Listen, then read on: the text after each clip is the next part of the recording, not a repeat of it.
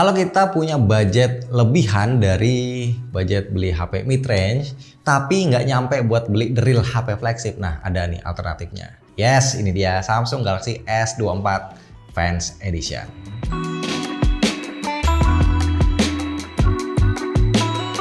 Bismillah, alhamdulillah kita ketemu lagi bareng gua Romi. Dari segi desain ya Samsung udah mungkin 2 tahun terakhir ya punya bahasa desain yang mirip-mirip dari HP entry level sampai ke flagshipnya.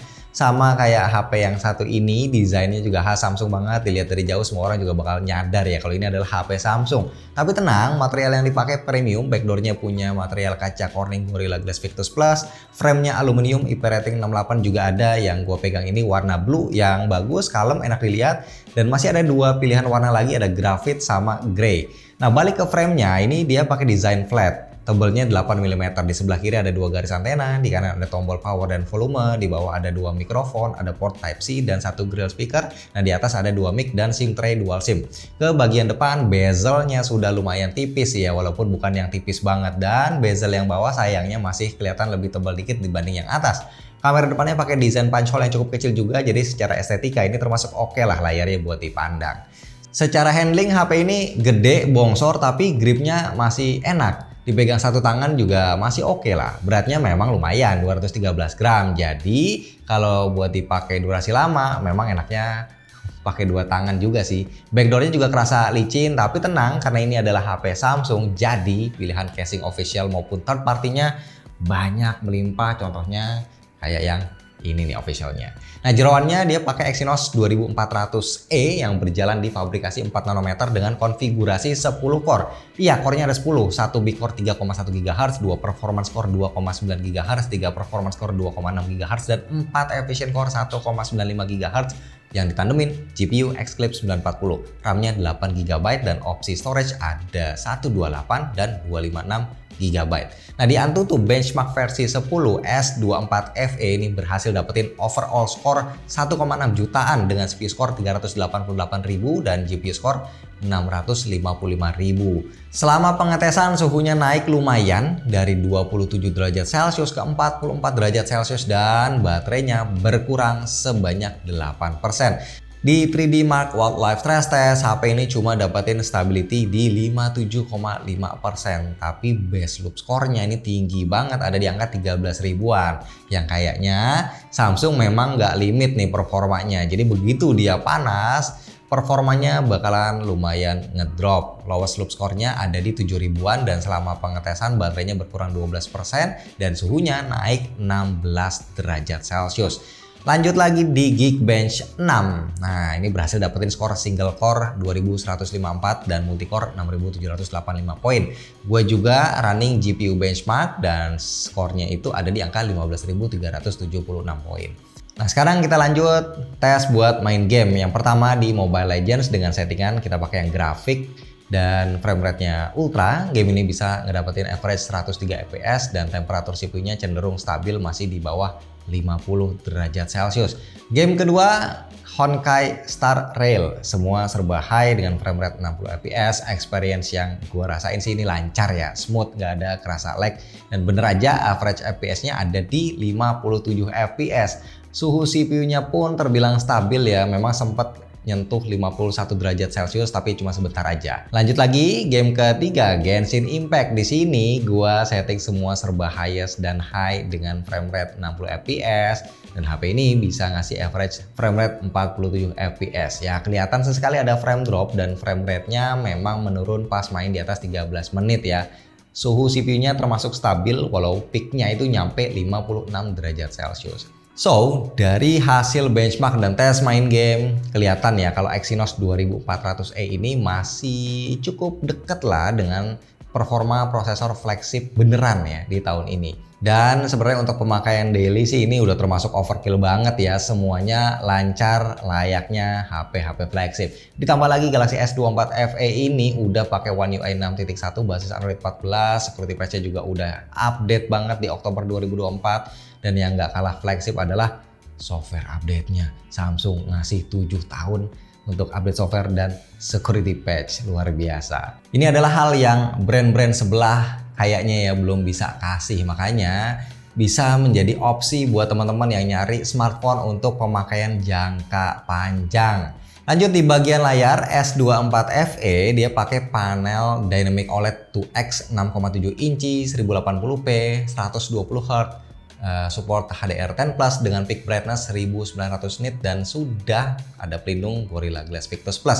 Kayak yang gue bilang di awal tadi, layarnya ini kerasa gede karena memang naik size-nya ya. Tapi kualitasnya ini termasuk oke, dan yang selalu juara di layar HP Samsung itu warna hitamnya ini pekat banget, enak buat dark mode. Layarnya juga responsif dan kerasa gesit buat dipakai harian, di bawah terik matahari ini juga masih termasuk aman. HDR-nya juga udah jalan ya di konten YouTube, kontrasnya kerasa bagus banget. Buat warna gue pilih settingan yang natural ya di display setting, dan warnanya tetap gonjreng tapi nggak sampai over kayak settingan kalau kita pakai mode vivid. Nah buat di Netflix juga udah support Wideview L1 dengan kemampuan HDR10, jadinya bikin happy buat yang doyan nonton. Skin tone-nya juga akurat, dynamic range-nya tinggi, dan karena kontrasnya tinggi, di scene gelap pun ini kita masih bisa melihat jelas apa yang ada di dalam scene filmnya.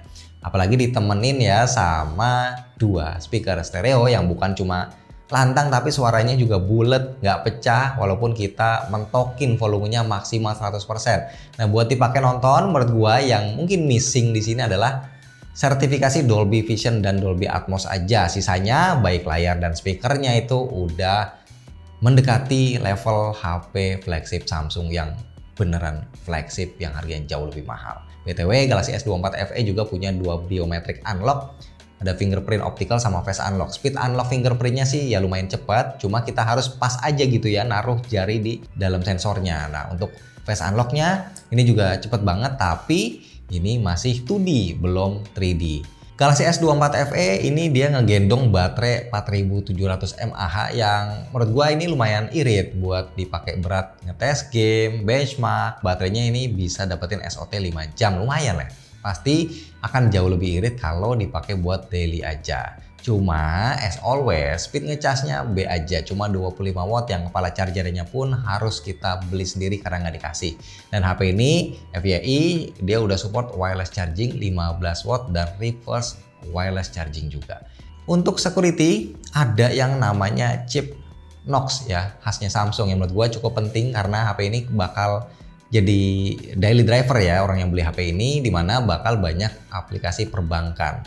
Dan untuk konektivitas ada NFC juga ada, terus ada port USB-C-nya dia udah pakai versi 3.2 Gen 1, jadi jauh lebih cepat buat pindah-pindahan data pakai kabel. S24 FE juga pastinya punya Galaxy AI yang ini lengkap, pilihannya banyak sama kayak flagshipnya Samsung yang lain. Buat edit foto ada, buat translate ada, buat chat assist ada. Pokoknya ini benar-benar lengkap banget, bisa kita pakai sehari-hari untuk membantu pekerjaan kita, termasuk Samsung Dex juga ada di sini. Terakhir, buat foto video, kamera belakangnya punya konfigurasi triple kamera, primary 50 megapiksel f1.8 dual pixel PDAF plus OIS, lalu ultrawide 12 megapiksel f2.2 dan lensa telefoto 3 kali optical zoom 8 megapiksel f2.4 PDAF plus OIS. Seluruh proses kameranya ini dikerjakan sama chip namanya Pro Visual Engine. Kamera utamanya bisa hasilin gambar yang cukup cakep ya, tajam, kontrasnya tinggi, warnanya vibran, memang ada sedikit oversaturated tapi overall sih bisa bersaing sama kamera-kamera flagship sekelasnya. Dalam keadaan low light pun gambarnya masih kejaga detailnya dan surprisingly lumayan minim nih noise-nya.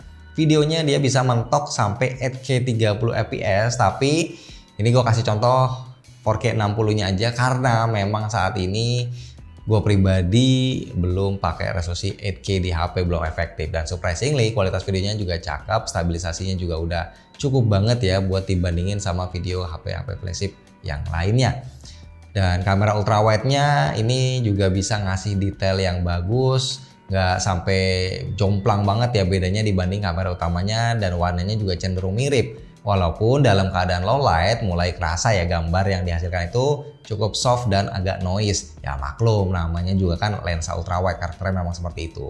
Dan buat rekam video, lensa ultrawide ini mentok bisa rekam di 4K 30 dengan kualitas yang menurut gua biasa aja. kelihatan ada beberapa detail yang masih lumayan soft dan buat stabilisasinya ini termasuk cukup aja. Terakhir, telefoto 3 kali optical zoom ini bisa ngasih gambar yang cakep, warnanya juga nggak jomplang dibanding lensa utama. Dynamic range-nya juga kerasa luas. Paling yang gua lihat ini sharpeningnya agak over sedikit. BTW di resolusi 4K 30 ini kita bisa ngerekam video sambil ganti-ganti lensa ya, dan bisa juga ganti termasuk ke lensa depan. Sederhana tapi banyak brand lain yang nggak bisa. Nah buat transisinya sih udah lumayan smooth walaupun masih ada ya kelihatan pas transisi ganti lensa ya, tapi menurut gue masih oke lah. Di depan ada kamera 10 megapiksel f2.4, lensanya lumayan terasa wide, gampang buat wavy ramean. Surprisingly juga detail kameranya yang untuk selfie ini mantap. Kalau di zoom pun pori-pori kita masih kelihatan detailnya, warnanya juga cakep, skin tone-nya juga akurat.